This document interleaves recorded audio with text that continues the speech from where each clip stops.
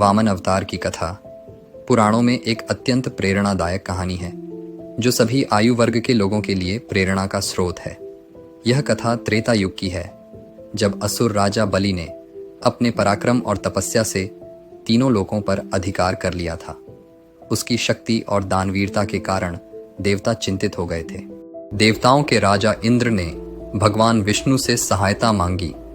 भगवान विष्णु ने वामन अवतार धारण करने का निश्चय किया।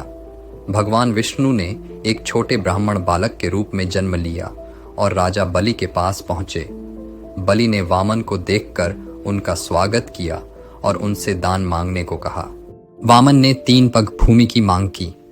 बलि ने इसे स्वीकार कर लिया, लेकिन उसके गुरु शुक्राचार्य ने उसे चेतावनी दी कि यह बालक कोई साधारण ब्राह्मण नहीं है।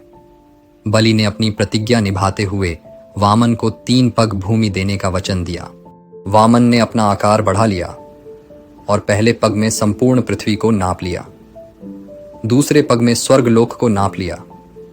तीसरे पग के लिए कोई स्थान न बचने पर बलि ने अपना सिर वामन के सामने प्रस्तुत कर दिया।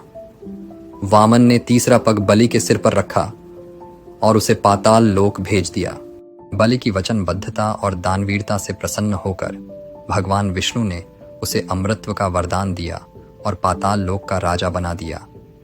इस कथा से हमें यह सीख मिलती है कि सच्ची शक्ति और महानता विनम्रता और दानशीलता में निहित होती है।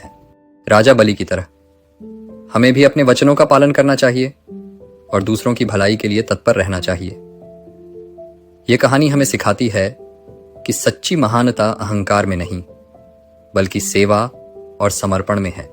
वामन अवतार की कथा में भगवान विष्णु ने कई महत्वपूर्ण संदेश दिए हैं, जिनमें 1 विनम्रता और दानशीलता, 2 वचन पालन, 3 भगवान की सहायता, 4 अहंकार का त्याग और 5 सच्ची शक्ति और महानता विनम्रता और दानशीलता में निहित होती है, न कि भौतिक शक्ति में।